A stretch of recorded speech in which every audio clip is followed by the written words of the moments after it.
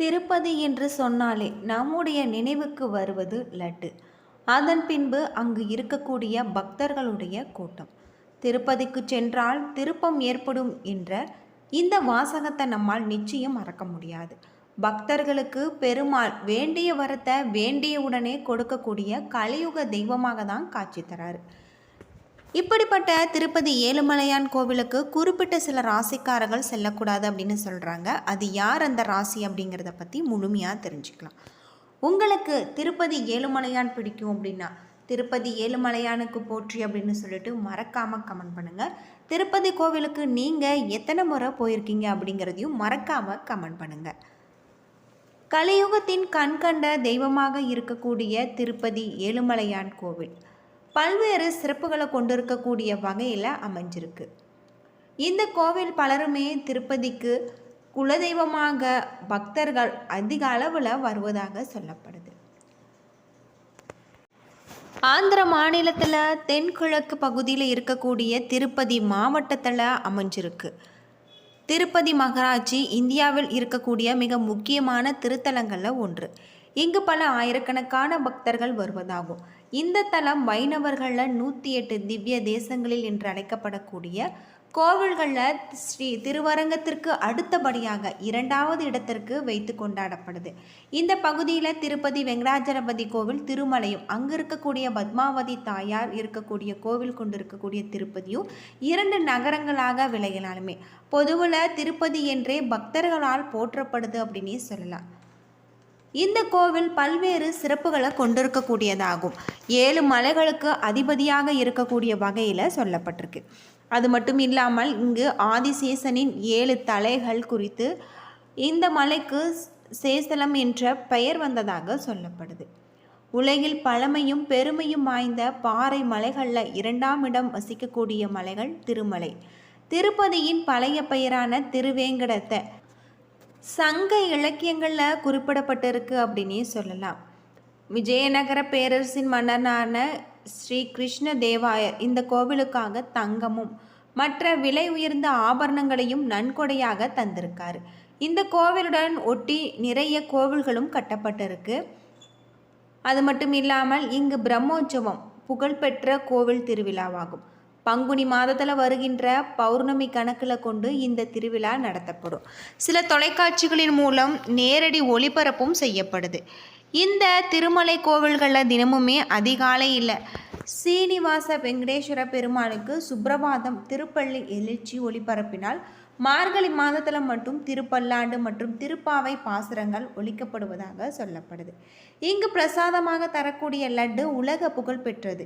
இந்த பிரசாதமானது திருப்பதி திருமலை தேவஸ்தானத்தில் தவிர வேறு ஒருவரும் தயாரித்து விற்கக்கூடாது என்பதற்காக புவிசார் குறியீடு காப்புரிமை பெற்றதாக சொல்லப்படுது. இந்த லட்டு சர்க்கரை, கடலை பருப்பு, நெய், முந்திரி பருப்பு, உலர்ந்த திராட்சை, பச்சை கற்பூரம், குங்குமப்பூ, ஏலக்காய் போன்ற பொருட்களால் பிரத்யேகமாக ஒரு முறையில் தயாரிக்கப்படுது. 1931ஆம் ஆண்டு திருப்பதியில் லட்டு பிரசாதத்தை முதல்ல அறிமுகப்படுத்தியவர் கல்யாணம் ஐயங்கார் அப்படின்னே சொல்லலாம். தென்னிந்திய முழுவதுமே செல்ல மற்றும் அருகில் இருக்கக்கூடிய ஊர்களுமே பெரிய நகரங்களும் செல்ல திருப்பதியில் பேருந்து வசதி இருக்கின்றது. தனியார் நிறுவனத்தினால் சென்னை, மதுரை, வேலூர், திருவண்ணாமலை, திருக்கோவிலூர், கோயம்புத்தூர், திருப்பூர் போன்ற பகுதிகளில் இருந்துமே இங்கு பேருந்து இயக்கப்படுவதாக சொல்லப்படுது. திருப்பதியின் தொடர்வண்டி நிலையம் எல்லா வசதிகளும் நிறைந்ததாக சொல்லப்படுது. அது மட்டும் இல்லாமல் இந்த திருப்பதி கோவிலுக்கு தனி விமான நிலையமும் இருக்கிறதாக சொல்லப்படுது. அங்கிருந்து விசாகப்பட்டினம், டெல்லி போன்ற இடங்களுக்கு நேரடி விமானங்களும் இருக்குது. வைகுண்ட ஏகாதசி, ராமநவமி, கிருஷ்ண ஜெயந்தி, புரட்டாசி மாத பிரம்மோற்சவம், மார்கழி உற்சவம் மிகவும் முக்கியமான திருவிழாக்களாக கருதப்படுது. இந்த நேரத்தில் ஒரு வாரத்திற்குள் லட்சக்கணக்கில் பக்தர்கள் குவிகிறாங்க. ரத சப்தமி என்ற திருவிழா இங்கு நடைபெறுவதாக சொல்லப்படுது. இந்த சமயத்தில் வெங்கடேஸ்வரரின் திருவுருவ சிலை வீதி வீதியாக தேரில் எடுத்து செல்லப்படுது. இங்கு கீழ் திருப்பதியில் மட்டுமே இங்கு அமைந்திருக்கிறதாக சொல்லப்படுது. இப்படிப்பட்ட திருப்பதி ஏழுமலையான் கோவிலுக்கு குறிப்பிட்ட சில ராசிக்காரர்கள் செல்லக்கூடாது அப்படின்னும் சொல்கிறாங்க. எந்த ஒரு ராசிக்காரர்கள் திருப்பதிக்கு சென்று வந்தால் யோகம் கிடைக்கும் என்பதை பற்றியும் திருப்பதி பெருமாளை தரிசனம் செய்ய அதிக நேரம் காத்திருப்பதற்கான காரணம் பற்றியும் நம்ம முழுமையாக தெரிஞ்சுக்கலாம். பொதுவாக கலியுகத்தின் கண்கண்ட தெய்வமாக இருக்கக்கூடியவர் தான் திருப்பதி ஏழுமலையான் கோவில். ஒருவருடைய ஜாதக கட்டத்தில் சந்திரன் ராசி சரியான இடத்துல அமைந்து விட்டார் கட்டாயம் யோகக்காரனாக தான் இருக்க முடியும். நம்முடைய இந்திய நாட்டில் சந்திரனுடைய தாக்கம் அதிகம் இருக்கக்கூடிய பகுதி அப்படின்னு பார்த்தா திருப்பதி திருமலை. அதாவது சந்திரனுடைய ஒளிக்கதிர்கள் அதிகமாக படக்கூடிய ஒரு இடமாக தான் திருப்பதி இருக்குது. இந்த சந்திரனுடைய ஒளிக்கதிர்கள் அதிகப்படும் இடம் எனவும், அது மட்டும் இல்லாமல் இங்கு எப்பொழுதுமே மறைந்திருக்கக்கூடிய வகையில் நிறைந்திருக்கு அப்படின்னே சொல்லலாம். இத்தோடு மட்டுமல்லாமல் இந்த இடத்துல ஸ்ரீ ராமானுஜரின் எந்திர சக்கரங்கள் பதிக்கப்பட்டிருப்பது இன்னொரு காரணம். இந்த கோவிலுக்கு சென்று வந்தால் நம்முடைய ஜாதகத்தில் தோஷம் இருந்தாலுமே சரியாகும். அதற்காக விரைவான தீர்வு கிடைக்கும் என்பதில் எந்த ஒரு சந்தேகமும் இல்லை. வாஸ்துப்படி ஒரு இடத்துல வடகிழக்கு மூலையானது பள்ளமாகும், தெற்கு பகுதி உயரமாகவும் இருந்தால் அந்த இடம் பிரபலம் அடைந்ததாக இருக்கும். திருப்பதியின் வடகிழக்கு பகுதியில் அருவி பள்ளத்தாக்கும், தெற்கு பகுதியில் இயற்கையாகவே அமைந்திருக்கக்கூடியதாக சொல்லப்படுது. இங்கு செல்வம் கொட்டென்று கொட்டி பேர் புகழோடு உச்சியில் நிற்கின்றதாகவும் இதுவும் ஒரு காரணம் அப்படின்னு சொல்லலாம். பிரபஞ்சத்தின் சக்தி நேரடியாக இந்த மலையில் அதிகம் ஈர்க்கப்படுவதால் அங்கு செல்லும் பக்தர்கள் மனது நேர்மறையாக சிந்திக்க தொடங்கி விடுகிறது. தன்னம்பிக்கை தானாக அதிகரித்து விடுகிறது. மனக்குழப்பம் தீர்ந்து விடுகிறது. அதே மனநிலையில் நம்ம வீடு திரும்பும் பொழுது எந்த ஒரு சூழ்நிலையிலும் எந்த ஒரு காரியத்தை தொடங்கினாலுமே அது நமக்கு வெற்றியை தேடி தந்து விடுகிறது. குறிப்பாக திருப்பதிக்கு நடைபாதையாக செல்லவர்கள் மேல் நோக்கி தலை நிமிர்ந்து நடந்து செல்வதால் நம்முடைய உடலில் இருக்கக்கூடிய மூலாதார சக்கரங்கள் சீராக இயங்க தொடங்குகிறது. தோல் பிரச்சனை உள்ளவர்கள், சந்திர புத்தி உள்ளவர்கள் மலை மேல் நடந்து செல்வது மிகவும் நல்லது. அது மட்டும் இல்லாமல் குறிப்பாக திங்கட்கிழமை அன்று திருப்பதிக்கு சென்றால் அதிகப்படியான பலன்களை நம்மால் அடைய முடியும். திருப்பதிக்கு சென்றால் அந்த மலையில் மேல் 10 நிமிடமாவது நாம் தரிசனம் செய்வது பக்தர்களுக்கு நல்ல ஒரு பலன்களை தரக்கூடியதாக இருக்குது. இதனால தான் பக்தர்கள் ஒரு இடத்துல வைத்து பல மணி நேரம் கழித்து பெருமாளை தரிசனம் செய்வதற்காக அனுப்பி வைக்கிறாங்க.